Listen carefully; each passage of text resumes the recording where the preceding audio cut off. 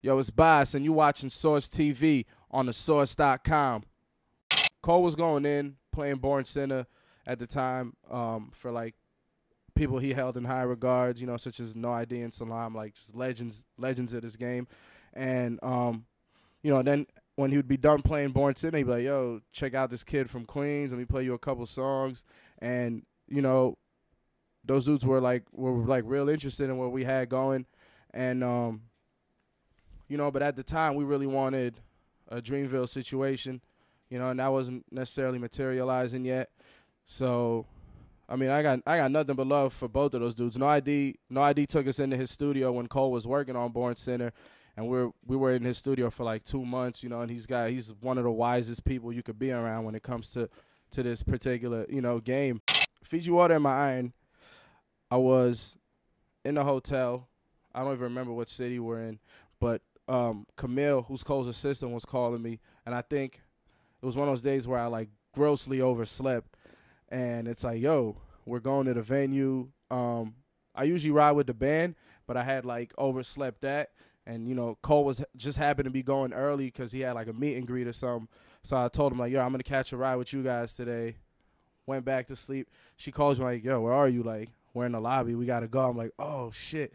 So I'm like rushing. I'm like, all right, let me iron my show gear. Can't go on stage all wrinkled and shit. So I plug my iron in. I grab my clothes, and I'm like, I didn't put no water in this iron.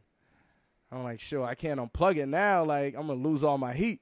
So I'm, like, looking around, and I see, like, a bottle of Fiji water, you know, one of those hotels with, like, a $12 tag around the bottle. I was like, fuck it. Ripped the shit off, poured the water in, and then I just, like, had an epiphany when that first steam hit. It was just like, psh. It was just like a metaphor for just extreme confidence in a sense, you know, just knowing you have something in the stash. For me, it was a lot about music, you know what I mean, how I felt about the music I had, or, you know, even if it's like a lot of the record touches on like a relationship, which is just like, you know, like cool out, stop bugging, got Fiji water.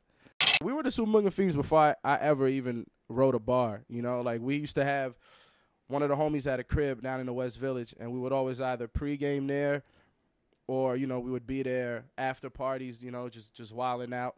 And, you know, it's a lot of NYU kids that I know through my manager. And then it's like all of my homies from Queens started coming out. So it became like a home base almost for all the Fiends. And then obviously it's like a real diverse group of kids. What's next for me is hopefully a lot more touring shows. I want to stay on the road. You know, I'm nowhere, you know, I've come pretty much out of nowhere, and I'm aware of that. I still have to do the grassroots thing. As much as I toured since like June, but that's nothing. I watched Cole tour 2 years before he even put an album out. So I definitely want to get out there, keep touching the fans, keep meeting the fans, keep making that connection with them.